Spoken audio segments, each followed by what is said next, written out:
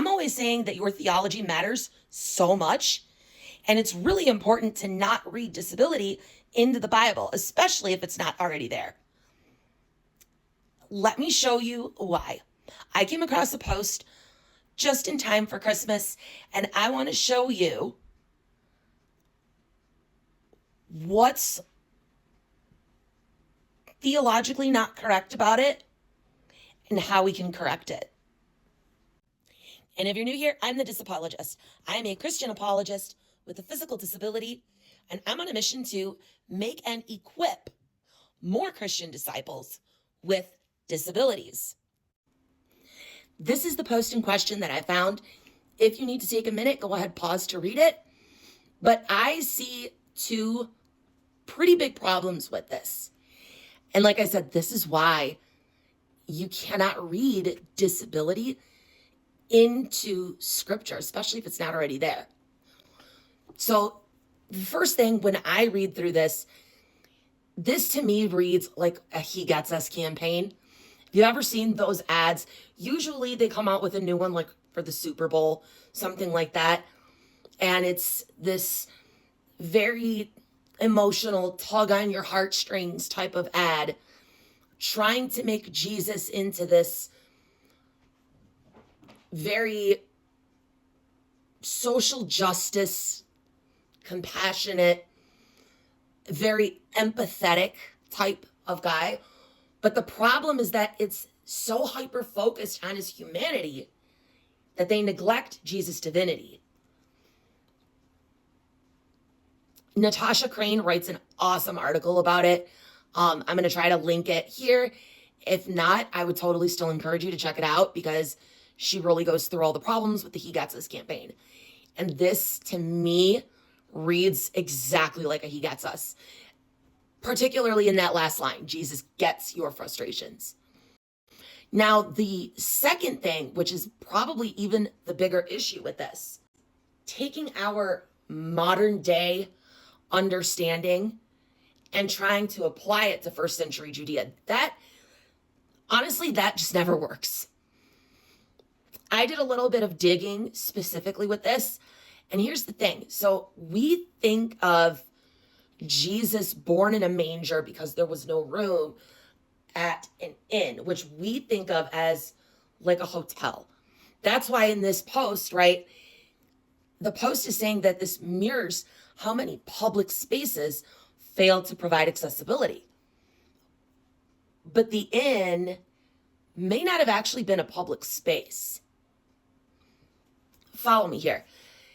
I looked into gotquestions.org and Answers in Genesis, two of my favorite apologetic sites that really explain words from the original biblical languages.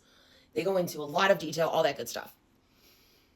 The original Greek manuscript uses the word kataluma. I hope I'm saying that right. Let me know in the comments if I'm not.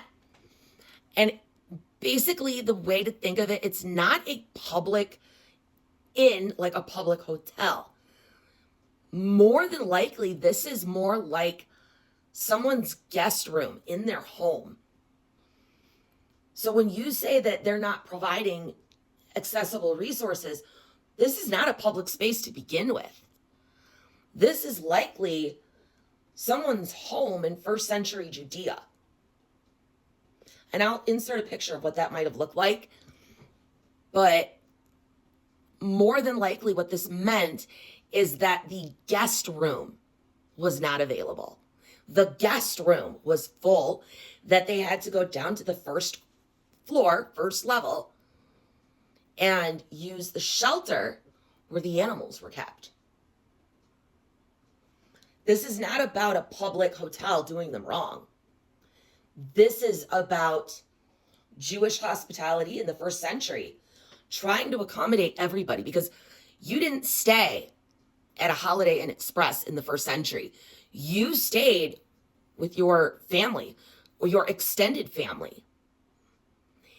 And more than likely, another thing to consider is that it's entirely possible that they went there, let's say when Mary was in her second trimester, and then while they were there, the time came for her to give birth. We often think like, oh, they went to Bethlehem, right at the tail end of Mary's pregnancy. Maybe, but maybe they went there much earlier and were staying, and now more people have come in to stay. So now they're not the only guests anymore. And now they are helping to host other people. And I'll give you a bonus point in here. If you want to use, right, the logic of accessibility, how could you assume that one of the other guests was even able to give up their spot in that upper row? What if Mary and Joseph were the ones most able to go down into that lower room where the animals were? Because they're the youngest, maybe the healthiest, maybe other guests were more disabled and really needed that space. We don't know. Everything is speculation. But we cannot compare first century Judea with 21st century USA. We just can't. It's not a fair comparison.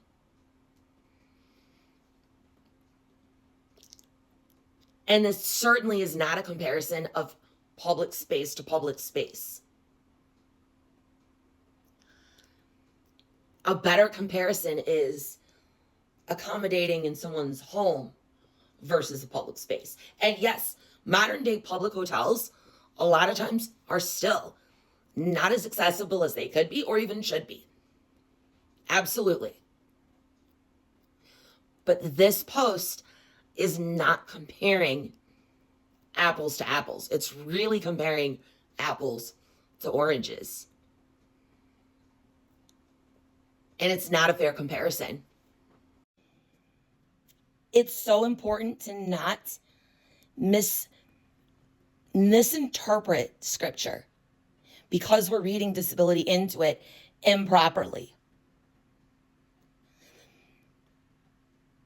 But what do you think? Have you seen other posts like that are advocating for inclusion? And again, disability inclusion in the church is certainly important.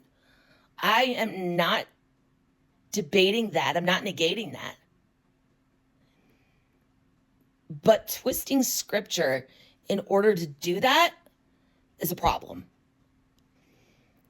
And if you've come across posts like that, this is why I say your theology matters so much. Don't read disability into the Bible, especially where it's not there. But read scripture to have a proper biblical worldview and biblical understanding of your disability, chronic illness, chronic pain, autism, neurodivergence, whatever else. Seek to understand it biblically.